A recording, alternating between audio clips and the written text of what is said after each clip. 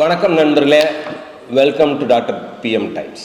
நண்பர்களே, நாம் போன பதிவுகளில் ஒரு ஃபேட் காம்போசிஷன் எவ்வளவு, ஃபேட்டோட ஃபங்க்ஷன் என்ன, கொழுப்போட நார்மல் ஃபங்க்ஷன் என்ன எல்லாமே பார்த்தோம். இப்போது அந்த ஃபேட்டே அதிகமானால் என்ன ஆகும் அப்படிங்கிறத பார்க்கலாம்.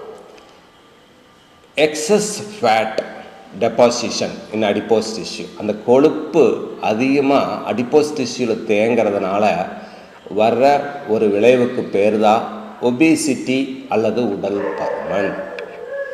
இந்த ஒபிசிட்டி அல்லது உடல் பருமன் எதனால் வருதுன்னா, சிம்பிளாக சொல்லிடலாம், நம்ம தேவைக்கு அதிகமாக உணவு உட்கொள்வதால், நம்ம சாப்பிட்ற உணவு நாம் உபயோகப்படுத்துகிற கலோரிஸை விட ஜாஸ்தி கலோரிஸாக இருக்கிறனால அந்த எக்ஸஸ் கலோரிஸ் போய் ட்ரைகிளிசரைட், ட்ரை அசைல் கிளிசராலாக அடிப்போஸ் டிஷ்யூவில் தேங்கரங்காட்டி ஒபிசிட்டி வருது, உடல் பருமன் வருது. இது ஏன் வருது, ஏன் இப்போ இப்படி இருக்குன்னா, நம்ம காலங்காலமாக ஹியூமன் மேன்கைண்டு ஒரு பில்லியன் இயர்ஸாக எவால்வ் ஆகிருக்கிறோம். கேவ்மெனில் ஆரம்பித்து கொஞ்சம் கொஞ்சமாக நகர்ந்து விவசாயம் பண்ண ஆரம்பித்து, அப்புறமா இண்டஸ்ட்ரியல் ரெவல்யூஷன் வந்து, க்ரீன் ரெவல்யூஷன் வந்து, ஐடி ரெவல்யூஷன் வந்து, இப்போ நம்மளுக்கு அதனால் ஒரு ஒபிசிட்டி ஒரு ப்ராப்ளமாக வந்திருக்கு. முதல்ல எல்லாம் என்னென்னா, நம்மளுக்கு உணவு சரியாக கிடைக்காது, உணவை தேடி அலைஞ்சிட்டு இருந்தோம். அடிக்கடி பஞ்சம், பட்டினி, ஃபேமின்லாம் நம்ம இப்போ பார்த்ததே இல்லை. பட் அந்த காலத்தில் நிறையா பஞ்சங்கள் வந்து போயிருக்கு, உணவு பற்றாக்குறை.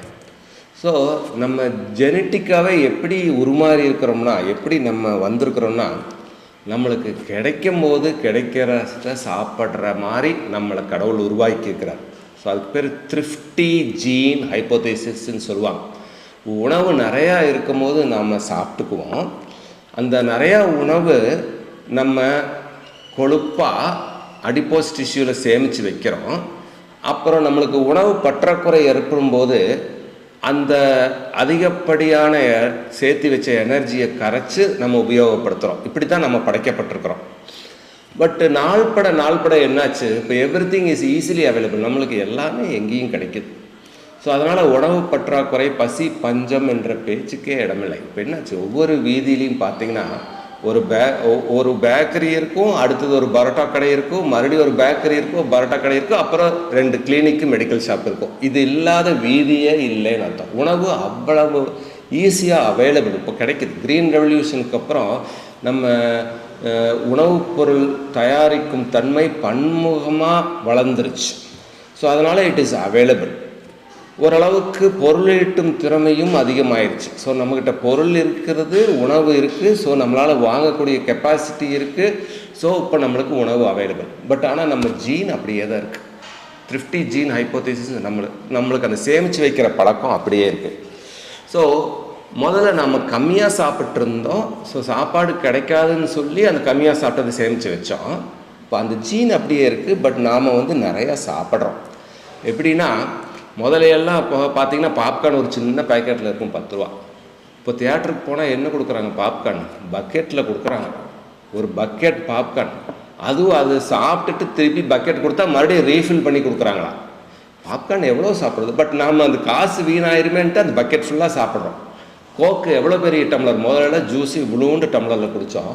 இப்போ கோக்கு இவ்வளோ 1 முழம் இருக்கும் அந்த டம்ளரோட சைஸை, அந்த கோக் ஃபுல்லாக ஒருத்தர் குடிக்கிறோம். ஸோ நிறையா தேவையான விட அதிகமாக சாப்பிட்றோம்.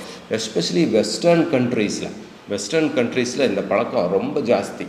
அமெரிக்கன்ஸ் எஸ்பெஷலி, அங்கே ஒபிசிட்டியோட இன்சிடென்ஸ் வந்து 30% ஆஃப் ஜென்ரல் பாப்புலேஷன். 100 பேர் இருந்தாங்கன்னா அதில் 30 பேர்த்துக்கு இந்த ஒபிசிட்டி தொந்தரவு, உடல் பருமன் தொந்தரவு இருக்குது.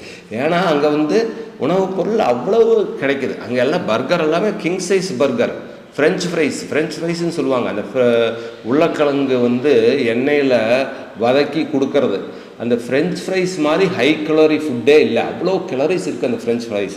பட் எவ்வளோ ஃப்ரெஞ்ச் ஃப்ரைஸ் அந்த மெக்டொனால்ட்ஸ் இது எல்லாம் கொடுக்குறாங்க, இவ்வளோ கொடுக்குறாங்க. ஸோ எல்லாமே மெகா சைஸில் நம்ம சாப்பிட்றோம், இவ்வளோ பெரிய பர்கர். இவ்வளோ பெரிய ஃப்ரெஞ்ச் ஃப்ரைஸு, அப்புறம் இவ்வளோ டின்னில் கோக்கு ஏன் நான் திருப்பி சொல்கிறேன்னா, பிவரேஜஸ், சுகர்டு பிவரேஜஸ், அதில் சுகர் கண்டென்ட் வந்து ரொம்ப ஜாஸ்தி. இவ்வளோ பெரிய டம்ளரில் கோக் குடித்தோம்னா அதில் வந்து அவ்வளோ சுகர் இருக்கும், ரிஃபைன்டு சுகர். அதாவது சுகர் வந்து எடுத்த உடனே உடம்புக்கு வர மாதிரி ரிஃபைன்டு சுகர். ஸோ அவ்வளோ ரிஃபைன்டு சுகர் நாம் எடுக்கிறோம், அவ்வளவு கார்போஹைட்ரேட் பேஸ்டு டயட் நாம் எடுக்கிறோம். அப்புறம் நம்ம அதுக்கான வேலை செய்கிறதில்ல.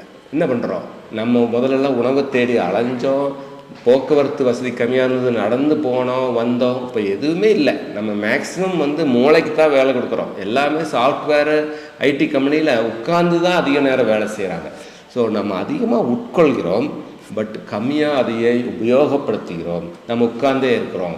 குழந்தைகளுக்கு விளையாட்டு பீரியட்னே ஒன்று இல்லாமல் போச்சு. மைதானங்களில் விளையாடுற பழக்கமே இல்லை, வீடியோ கேம்ஸ் தான் விளையாடுறாங்க. ஸோ அவங்களுக்கும் அந்த உபயோகப்படுத்துதல் கம்மியாயிருச்சு.